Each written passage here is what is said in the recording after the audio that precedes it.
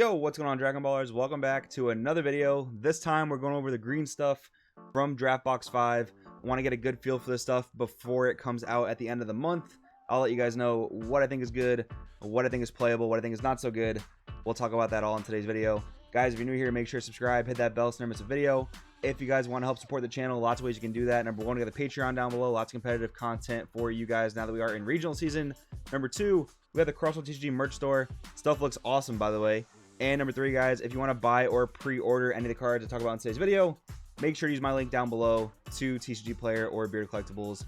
With that being said, let's hop right into this. So, Son Goku, Spirited Contender, 5-drop 20k, Barrier, permanent. If your leader card is green, your opponent has 6 or more life. Reduce energy cost of this card in your hand by 1. Auto, when you play this card, draw 2. This is really interesting because it almost can be like an anti-hand control card, and hand control is really strong right now, so we kind of need those. But by turn 4, is hand control going to be at 6 life? Probably not. So, I don't know. This card will probably be cool in draft if the game is getting dragged out. But I don't know. This thing doesn't seem too crazy to me. I'm actually curious what you think. Let me know about this card in the comments below. I'm pretty curious. Son Goku, evening the odds. 4-drop 15. Activate main. Pay 1 green. If your leader card is green, you have no battle cards in play. Place this card from your hand in your drop area. Then choose one of your opponent's battle cards and KO it. This card is awesome. This is just like straight up 1 energy spot removal. You have to have no board, but that's okay because you're probably already behind if you have no board anyway. So paying the 1 to remove anything, you know, short of barrier, not restricted by energy cost, I think that's a really good card. I think it's gonna see a lot of side deck play for sure. Krillin, Destructo Disc Unleashed, 3-drop, auto, burst 3. When you play this card, choose any number of your opponent's battle cards that add up to a total of 4 or less and KO them. Not too bad. Definitely going to be good removal in draft. I don't know about competitive play. I mean, this thing does get hit by a lot of counter plays, but it could be good against like Rush. It's a good low cost answer to certain Rush fields. So not too bad. Rebrand, Avatar of Affection, 5-drop 30k, triple strike. Permanent. If your leader card is green and this card is in rest mode, your opponent can only attack this card. That's pretty cool because like one of the cards you got to play around nowadays, or 2 of the cards I guess, are Cold Bloodlust. Not Cold Bloodlust, Frost Deadly Poison and Crusher Ball. So this thing, even if it does get rested by those cards, it's still got the permanent in effect, which basically makes it a Deadly Defender, which is really good. Auto, when you play this card from your hand, choose all of your opponent's battle cards, ignoring barrier, and KO them. So nothing is stopping this card's effect except for Frost Deadly Poison. That's really awesome. This is coming down, it's wiping the board. So it's actually a really good 5-drop for green. Auto, when this card is removed from your battle area by an opponent's skill or KO'd, choose up to 1 green battle card with an energy cost of 4 or less in your drop area. Play it with its skills negated. That's pretty insane. Like, obviously they kind of want you to play stuff with the Maiden support, but like bringing back Piccolo assimilated ability or just any other value 4-drop green, that's nuts. Rebrand, Punishing Passion. Man, this card is a very hot topic of debate. 2-drop, activate main, pay 2. If your leader card's green and you send this from your drop to your warp, your opponent chooses 2 cards in their hand and places them in the drop area. This is basically reverse Saiyan Instinct Son Goku. Luckily, it's only attached to green leaders, but man, this card is so strong. Like, people are playing Tricolor Piccolo right now, and one of the main reasons is to play Saiyan Instincts. Well, Blue-Green Piccolo gets a huge boost from this card existing, because now instead of you needing to draw 2, you can just make your opponent lose 2 more cards. It's almost, you know, it's the same advantage but gained and lost basically. So that's really nuts. 4-drop Rebrand, Boundless Heart. When you play this card, choose one of your opponent's battle cards, ignoring barrier, and KO it. Straight up barrier removal, can't complain about that. Brienne de Chateau, Dazzling Maiden, 4-drop 20k. Choose a green card in your hand, place it in the drop area. When one of your opponent's cards attacks, negate the attack, and then negate the skill for the turn. Pretty costly on a 4-drop. Auto, when this card is removed from your battle area by an opponent's skill or KO'd, choose up to 1 green battle card with an energy cost of 3 or less in your drop area. Play it with its skills negated. So I'm not going to read that whole thing anymore because a lot of cards have that effect. So I'm going to say it floats, which means it'll allow you to play a battle card with a specified cost, which I'll talk about. So pretty overcosted 4-drop in my opinion. Discarding a card on a 4-drop to negate an attack, pretty steep. Kukunsa, Beastly Maiden. This card is nuts. Counter attack, negate the attack, then play this card. If your leader is green and it's your opponent's turn, it becomes a 2-drop. 2-drop 20k negate that when you play this card, choose one of your opponent's battle cards and KO it. This card is going to be amazing in green, period. It's going to be amazing for green for Successor, just straight up spot removal. This card gets an A+ in my book. I'm very excited to mess with that card. Kukunsa, Maiden Might. Critical, and when she dies, she floats into a 2 or less. Not too bad. I don't know if this is actually going to boost Maidens, like pure Maidens, in any specific way, because without being able to play it in like a true Shenron leader, without like World Peace or Child's Wish, I don't necessarily think this archetype can do as much with the board as they want to, but I guess we'll see. Sankaku, Maiden Dominance, 2-drop. When you play this card, choose one of your opponent's battle cards, 2 or less, and KO it.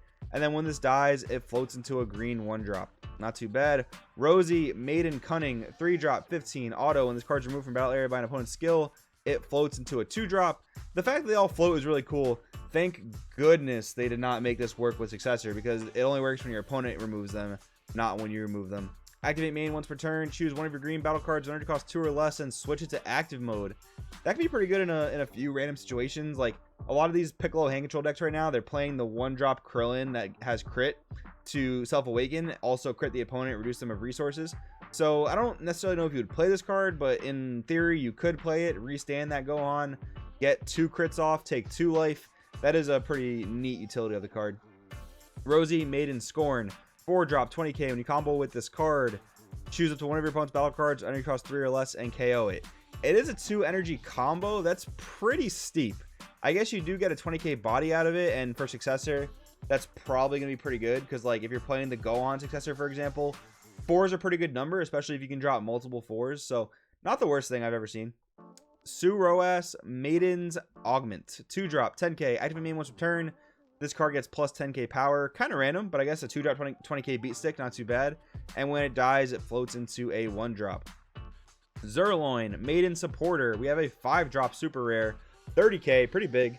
When you play this card, choose a green battle card in your hand with energy cost of 4 or less and play it. That's pretty cool. So basically for 5-drop, you get 9 cost worth of things onto the field.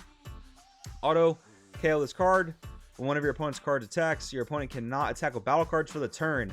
That Floodgate makes this 5-drop very, very worth playing. Although, unfortunately, it doesn't have barrier, so it is weak to removal in most cases, but still pretty cool effect on the auto. Auto, when this card is removed from your battle area by an opponent's skill or KO'd, and I imagine that would trigger itself, choose one green battle card with energy cost 4 or less and float into it. So pretty good overall. I think this thing is kind of lacking barrier. Like, I don't know if that would make this thing too busted, but I don't really think it would have made it too busted. I think it would have made it pretty, I mean, it would have made it a lot more better. I don't think it would have been too busted. Zerloin Loves Guardian, 2-drop, auto, burst 3. When you play this card, choose one of your opponent's battle cards with 3 or less and KO it. This is really good. We need more generically good burst cards, because sometimes you're trying to play decks that require sparking and you just look through the card database and there's just no good burst cards you can play. So Zerloin here is pretty cool. Zarbuto, Maiden's Avenger, 4-drop, 15, blocker revenge. Always good to see that. Auto, when this card's removed from your battle area by an opponent's skill or KO'd, you float into a 3-drop. So pretty straightforward effect there. You block with it, you kill something ideally, float into a 3. Zarbuto, Heroic Stance. This is pretty cool. Green is getting a 1-drop Sankaba, or if you want to compare it to the SS3 Goku Last Stand, when it attacks, take a life, plus 10, double strike. That's awesome. I think, you know, it'd be cool if every color started to get those things, and it seems like that's what they're going for. Rabanra, Maiden Devotee, 4-drop, 20k. When you play this card, choose 2 cards. Your opponent chooses 2 cards in the hand, place them in the drop area. Not the greatest, because he is susceptible to just about every single counterplay in the book. So not the greatest thing, but not the worst thing. And when he dies, he floats into a 3-drop. Not too bad. Rabanra Loves Guardian, just a straight up 1-drop blocker.